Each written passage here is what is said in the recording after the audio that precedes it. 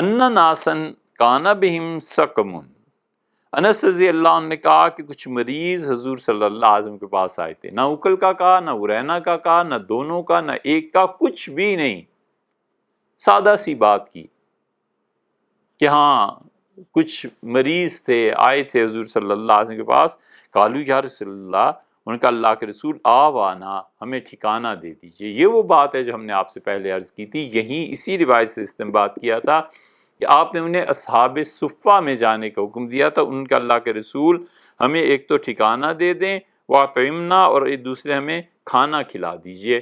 تو وہ پہلی روایت میں آ گیا کہ انہوں نے اسلام کے متعلق گفتگو کی، یہاں وہ کوئی بات نہیں، یہاں آ کر انہوں نے پناہ مانگی اور کھانا طلب کیا، اور اس روایت کو بھی ساتھ ملا لیں تو وہ پھر اسلام کے متعلق گفتگو کرنے کے بعد مسلمان ہو گئے۔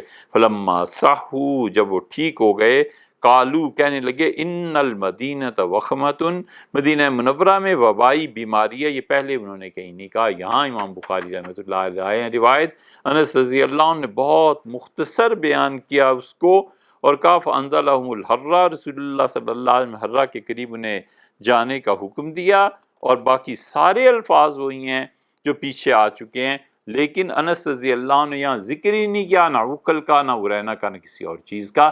کبھی روایت راوی اتنی مختصر سے بھی لے آتا ہے، اور کبھی پورے شرح و بسط سے بیان کرتا ہے۔ فرق پڑ گیا یا نہیں؟ اگر فرض کر لیں ایک آدمی بخاری کی اسی روایت کو دیکھتا ہے تو کہتا ہے کچھ مریض آئے تھے، کوئی سمجھدار بات کرے گا تو کہے گا عقل اور ارینا تھے، اس سے زیادہ سمجھدار ہوگا تو عقل اور ارینا کے آدمی 3 اور 4 بھی گنوا دے گا، اور کہے گا 8واں آدمی وہ نہیں پتہ چلا، وہ زائد فکرہ ہو گئی بات۔ اب دیکھیے اس چھٹی مثال آپ کے سامنے پیش کی نا، تو انہوں نے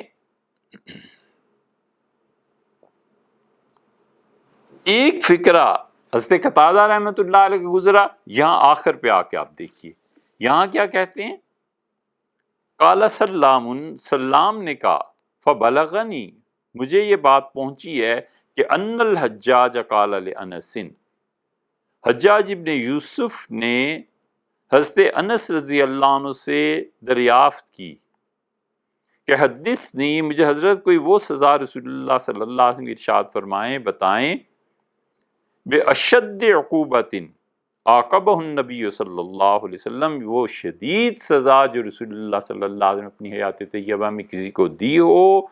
فحدثہ بہذا، انس رضی اللہ عنہ نے یہ سزا، یہ بات بیان کی کہ رسول اللہ صلی اللہ علیہ وسلم نے ایسے کیا۔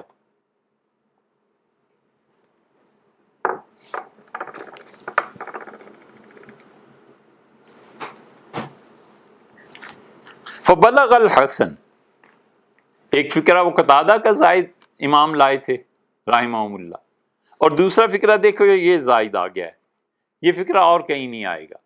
قال سلام فبلغ، اچھا انہوں نے کہا کہ انہوں نے حضرت انس رضی اللہ عنہ نے حجاج ابن یوسف کو یہ حدیث سنا دی، فبلغ الحسن، حسن بصری رحمۃ اللہ علیہ کو یہ سارے قصے کا پتہ چلا، تو فرمایا وددت، میری تمنا ہے، کاش انہ لم یحدث، کاش انس رضی اللہ عنہ نے یہ روایت حجاج کو نہ بتائی ہوتی۔ کیوں نہ بتائی ہوتی؟ یہاں یہ سوال پیدا ہوتا ہے، اور کہنے والے کون ہیں؟ حسن بصری رحمۃ اللہ علیہ، اور سنانے والے کون ہیں اس کو؟ حجاج ابن یوسف کو سیدنا انس ابن مالک رضی اللہ عنہ۔ یہ جو زائد جملہ یہاں آیا ہے نا، یہ اور کہیں نہیں ملے گا، یہ ہے جو قلعی کھولتی ہے، یہ امام بخاری رحمۃ اللہ علیہ کا جملہ ہے جو ناصبیوں کو چبھتا ہے۔ ایک ہے اہل تشیع، اور وہ صحابہ کرام رضی اللہ عنہم پہ تبرہ کریں، اور ایک ان کے بالمقابل ٹھیک دوسرے اینڈ پہ ہیں ناصبی، اور وہ بدبخت حضرت رسالت مآب صلی اللہ علیہ وسلم کی اولاد سیدنا علی، حسن، حسین، فاطمہ، زین العابدین رضی اللہ عنہم وسلام اللہ علیہم، ان سب پر وہ تنقید کرتے ہیں اور ان کو برا بھلا کہتے ہیں، اہل سنہ کہتے ہیں نہ ہم صحابہ کرام رضی اللہ عنہ کو برا کہیں گے، نہ اہل بیت کرام رضی اللہ عنہ کو، دونوں مقدس اور پاک لوگ ہیں۔ یہ ناسبی جو ہیں یہ کرتے ہیں۔ ان ناسبیوں کا مسئلہ یہ ہے کہ یہ حجاج ابن یوسف کی بھی تعریف کریں گے، یزید کو اپنا پیشوا مانیں گے، اور جب ایسے جملے آتے ہیں نا پھر ان کی رگ شرارت پھڑکتی ہے۔ پھر اب اس کا انکار کیسے کریں؟ وہ کہتے ہیں جی اس کا انکار کر دو۔ یہیں سے انکار حدیث کی جڑ شروع ہوتی۔ یہ جتنے ناسبی ہیں، جتنے لوگ، ان کی چند ایک علامتیں ہیں۔ یزید کو اچھا کہیں گے، صحیح احادیث کا انکار کریں گے، حجاج ابن یوسف کی تعریف کریں گے، ام المومنین حضرت عائشہ رضی اللہ عنہا کی عمر رسول اللہ صلی اللہ علیہ وسلم کے ساتھ شادی کے وقت چھوٹی عمر کی تھی، اس حدیث کا انکار کریں گے تاکہ بخاری کی احادیث کا انکار کیا جائے اور راہ کھلے کہ کسی طرح ہم احادیث کا انکار کریں۔ یہ سب کے سب جب اس قسم کی چیزوں کو بخاری اور حدیث کی کتابوں میں پڑھتے ہیں تو ان احادیث سے مکر جاتے ہیں۔ سیدنا حسین ابن علی رضی اللہ عنہما کے جو قاتلین تھے ان کے ساتھ جو کچھ ہوا وہ ترمذی میں آتا ہے کہ ان کے سر کاٹ کے لا کے رکھے گئے اور لوگ دیکھنے کے لیے جمع ہوئے کہ یہ سیدنا حسین ابن علی رضی اللہ عنہ کے قاتلین ہیں۔ تو پبلک جمع ہوئی ان کے انجام دیکھنے کو اور شور مچ گیا کہ سانپ آ گیا، سانپ آ گیا، سانپ آ گیا۔ اچانک ایک سانپ نکلا، یہ ترمذی کی روایت میں، اور لوگ متفرق ہو گئے، منتشر ہو گئے، اور وہ سانپ آیا اور جنہوں نے قتل کیا تھا سیدنا حسین ابن علی رضی اللہ عنہ کو، ان کی حلق کے اس رگ سے داخل ہوتا تھا اور منہ سے نکل جاتا تھا، اور منہ سے داخل ہوتا تھا اور ادھر سے نکل جاتا تھا اور ڈستا تھا انہیں۔ یہ انجام ہوا ان کا۔ اسی حجاج ابن یوسف کے متعلق ترمذی میں آیا ہے کہ جب یہ مرا تو 1,00,000 اور غالباً 20 یا 35 ہزار لوگ جیلوں سے نکالے گئے، جنہیں کچھ پتہ نہیں تھا کہ وہ کس جرم میں جیلوں میں چلے گئے، کس جرم میں انہیں قید کر دیا گیا تھا۔ زندگی اور انسانیت کے بنیادی حقوق سب پامال تھے، حجاج ابن یوسف کا حکم چلتا تھا، اور عبداللہ ابن مسعود رضی اللہ عنہ کے شاگردوں نے اسی لیے حجاج ابن یوسف کے کفر کا فتویٰ دیا تھا۔ اسے پتا تھا کہ میرے خلاف سب سے بڑی طاقت اس وقت پورے عالم اسلام میں ابن مسعود رضی اللہ عنہ کے شاگرد ہیں، اور وہ پھر ابن مسعود رضی اللہ عنہ کے شاگردوں کے پیچھے پڑ گیا اور چن چن کے اس نے قتل کیے ہیں۔ 4,000 افراد کو تو اس نے صرف کوفہ میں قتل کر دیا تھا جنگ میں۔ یہ کوئی معمولی جرائم ہے حجاج ابن یوسف کے۔ سندھ فتح ہو گیا اور محمد بن قاسم کو بھیجا، وہ خلافت کی پالیسی تھی، ایکسپینشن اسلامی حکومت کی، یہ چلتی رہی ہے، ہمیشہ چلتی رہی ہے۔ اس حجاج ابن یوسف نے اتنا ظلم مچا رکھا تھا، اتنا ظلم مچا رکھا تھا کہ صحابہ کرام رضی اللہ عنہ اس کے ظلم سے محفوظ نہیں رہے۔ یہی انس رضی اللہ عنہ جن سے وہ پوچھ رہا ہے، انس رضی اللہ عنہ کے ہاتھوں پر لوہے کی مہریں لگوا رہی تھیں، تو انس رضی اللہ عنہ ہاتھ دکھاتے تھے اور کہتے تھے لوگوں میں نے 9 یا 10 سال یدیہ ہاتین میں ان دونوں ہاتھوں سے حضور صلی اللہ علیہ وسلم کی خدمت کی ہے، اور آج اس حجاج کو دیکھو لوگوں کو منع کرتا ہے کہ میرے پاس نہ بیٹھیں، بائیکاٹ کرا دیا کہ جو انس کے پاس مل گیا اسے سزا دی جائے گی۔ اور پھر ظلم یہ ہے کہ بڑے بڑے مجرموں کو جو سزا دیتے تھے ان کی گردن پر مہر لگاتے تھے نا، آگ میں تپا کے لوہے سے مہر کو حضرت انس رضی اللہ عنہ کی گردن پہ لگا دیا تھا کہ یہ گورنمنٹ کا باغی ہے۔ حسن بصری رحمۃ اللہ علیہ تنگ آئے ہوئے تھے۔ حسن بصری رحمۃ اللہ علیہ نے اسی لیے جب سنا کہ حجاج مر گیا تو سجدے میں گر گئے اور کہنے لگے قسم کھاؤ یہ خبر صحیح ہے۔ اسی لیے عمر بن عبدالعزیز رحمۃ اللہ علیہ کہتے تھے کہ قومیں اپنے ظالموں کو پیش کریں، اور ہمارا صرف حجاج چلا جائے تو امید ہے تمام قوموں کے ظالموں پر یہ ظالم بھاری رہے گا۔ یزید کا بھی یہی حال تھا، حجاج ابن یوسف کا بھی یہی حال تھا، اور یہ جتنے ناسبی ہیں منکرین حدیث بخاری کی ان چیزوں کا انکار کرتے ہیں، پھر ترمذی کی ان روایات کا انکار کرتے ہیں۔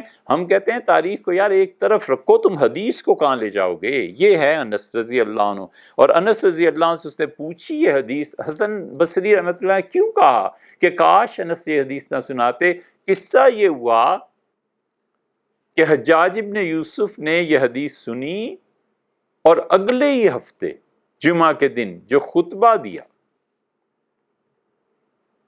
عربی اس کی بڑی زبردست تھی، تقریریں کرتا تھا، کیا شاندار الفاظ استعمال کرتا تھا۔ ظالم کو زبان بہت اچھی آتی تھی۔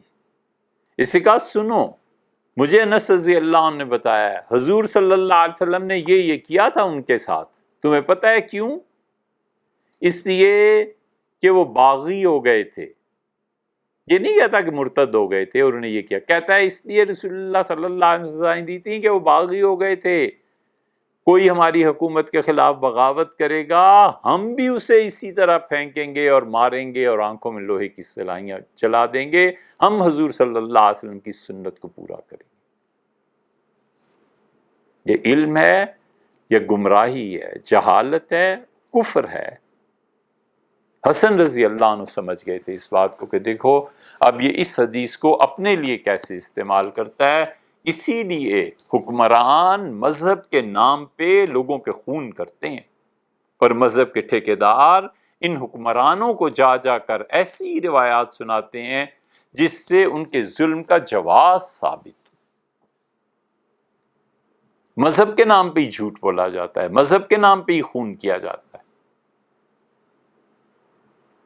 اس لیے وہ مذہبی ٹھیکیدار، وہ مولوی اور پیر جو حکمرانوں کی گود میں پلتے ہیں، ان کے سائے میں پلتے ہیں، کبھی حق بات نہیں کہتے۔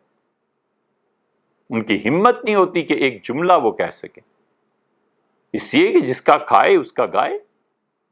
اور اسی لیے اصحاب عزیمت ان کی تردید کرتے رہتے ہیں کہ ہم جس مالک کا کھاتے ہیں، جو پروردگار عالم ہمیں دیتا ہے، ہم سے پوچھے گا تو ہم بھی تو کہہ سکیں کہ حضرت آپ نے بھیجا تھا، آپ کا رزق تھا، آپ نے ہمیں سب کچھ دیا تھا، آخر ہمیں بھی آپ ہی کی حمایت میں بولنا تھا۔ یہ فرق ہے علماء سو میں اور اللہ کے اچھے اور نیک بندوں میں۔ یہ فرق ہے ان لوگوں کے درمیان جو حکمرانوں کے سائے میں چلتے اور پرورش پاتے ہیں، اور ان لوگوں کے درمیان جو حق اور سچ کی بات کہتے ہیں، اگرچہ دنیا تنگ ہو جاتی ہے ان کے لیے، لیکن ایسے بھی تو نہیں ہے کہ قبر اور آخرت ان کی کوئی برباد کر سکے۔ یہ اپنے دین کا سودا کرتے ہیں۔ یہ ہے وہ زائد جملہ، ان الحجاج قال لانس، حجاج ابن یوسف نے کہا سیدنا انس رضی اللہ عنہ سے کہ مجھے بتائیں حضور صلی اللہ علیہ وسلم سب سے شدید سزا کس کو دی تھی؟ پھر انہوں نے بتایا فبلغ الحسن، حسن رحمۃ اللہ علیہ تک یہ بات پہنچی، قال وددت، فقال وددت، تو ان کا میری تمنا ہے کاش انس رضی اللہ عنہ نے یہ سزا کا قصہ اس کو نہ سنایا ہوتا۔ ظالم اس حدیث کو اپنے رنگ میں ڈھال لے گا، اپنے حق میں گویا فتویٰ لے لے گا۔ 6 مثالیں ہوگی۔ دیکھا آپ نے، روایت ایک ہی ہے،